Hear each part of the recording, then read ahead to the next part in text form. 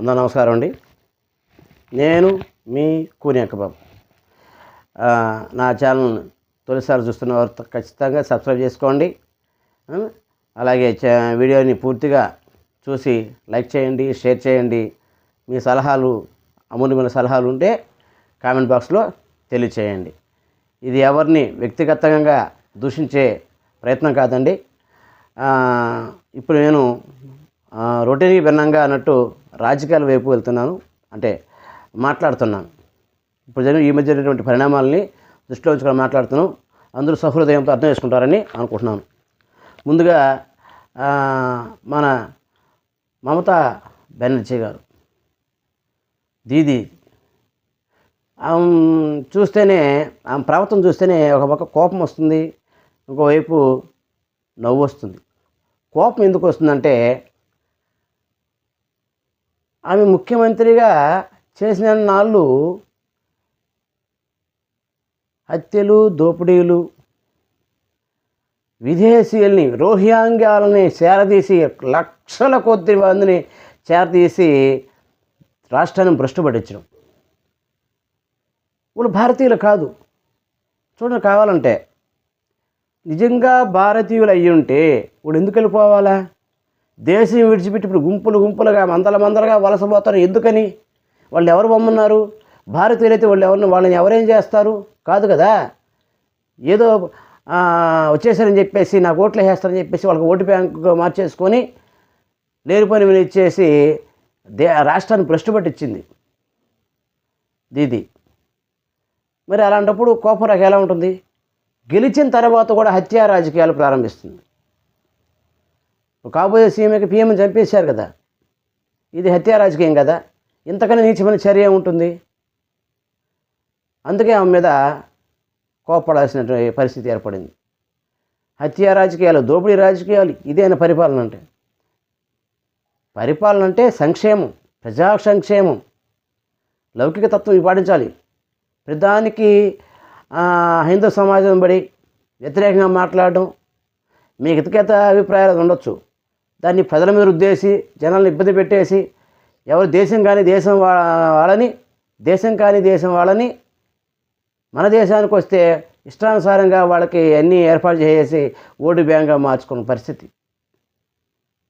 ఏదో election commission తెలివిగా దాదాపు 90 లక్షల ఓట్లని ఇలాంటి రోహింగ్యాలు, దేశం కాని వాళ్ళ యొక్క ఓట్లను తొలగించడం ద్వారా కొంత మేలే జరిగింది చెప్పాలి. అందుకే ప్రభుత్వం మారింది. ఇకనైనా అది రాష్ట్రం సస్యశ్యామలం అవుతుందని, శాంతి భద్రతలో ఉంటుందని ఆశిస్తున్నాను. రెండవది, నవ్వు వచ్చింది. ఎందుకంటే ఆమె ఓడిపోయింది, అందరికీ తెలుసు. ఓడిపోయి నేను కుర్చీ దిగనంటే అది ఏంది? ఇది పిల్ల చేష్టలు కాకపోతే ఏమనుకోవాలా? ఇప్పుడు ఒక ఆటలో చెస్ ఉంది, చెస్లో ఒక అతను ఓడిపోయాడు. నేను ఓడిపోయినా నేను మళ్ళీ ఆడతానంటే దాన్ని ఏమనాలి? పిల్ల చేష్టలు అనాలా, పెత్తర చేష్టలు అనాలా? ఇంత వయసు వచ్చింది, నేను అదిగా ఓడిపోయాను. సో మోసం జరిగి ఉంటే నువ్వు కోర్టుకి వెళ్ళొచ్చు, వయసుగా న్యాయసమ్మతంగా న్యాయాన్ని కోరవచ్చు, ఏం జరగచ్చు. నేను కుర్చీ దిగనంటే అదేంది? గెలిచిన వాళ్ళు ఏం చేసి చూస్తూ చెల్లటం గమని ఊరుకుంటారా? కుర్చీ దిగను, నేనే సీఎంను, కొంచెం చూసేవాళ్ళకి వినేవాళ్ళకి ఎలా ఉంటుందని ఆ మాత్రం సెన్స్ లేకుండా బతికేస్తే ఎట్లా? అంత పెద్ద ఆవిడ, మళ్ళీ ఎంత సీనియర్ మోస్ట్ రాజకీయవేత్త, ఏమి తెలియకుండా ఇన్నేళ్ళు సీఎంగా ఉండిపోయిందే, ఏమి తెలియకుండా ఇన్నేళ్ళ నుంచి రాజకీయాల్లో ఉందే.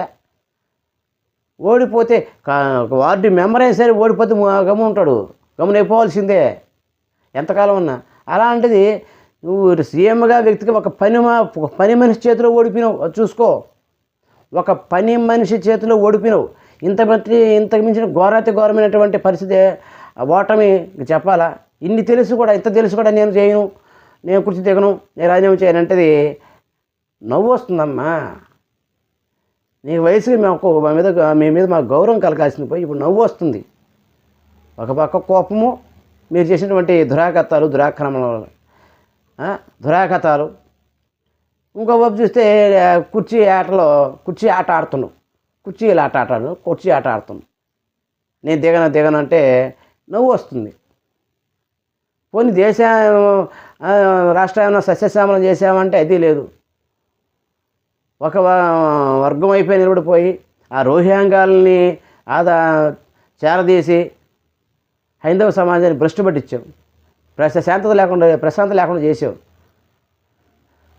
పరోక్షంగా బంగ్లాదేశ్కి నువ్వు ఎట్లా అయిపోయావంటే బానిసలా అయిపోయినావు. బంగ్లాదేశ్కి బానిసలాగా అయిపోయినావు.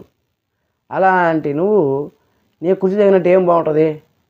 వయసుకైనా విలువ ఇచ్చి గౌరవించి నీ యొక్క అనుభవానికైనా విలువిచ్చి గౌరవించి మర్యాదగా పక్కకు తప్పుకుంటే బాగుంటుందమ్మా. నా భాష నీకు అర్థం కాకపోవచ్చు, కానీ మీ రాష్ట్రంలో కూడా తెలుగు వారు ఉంటారు. అలాంటి వారి ద్వారా అయినా ఆమె చేరుతుందని నా అభిప్రాయం. నేను అక్కడనే కాదు, అందరూ కోరినది కూడా, అందరూ చెప్పేది ఇదే మాట. ఎవరి మాట మీ దగ్గర చేరినా ఖచ్చితంగా అప్పటికైనా రియలైజ్ అవుతామని అనుకుంటున్నాను. కావాలి కూడాను.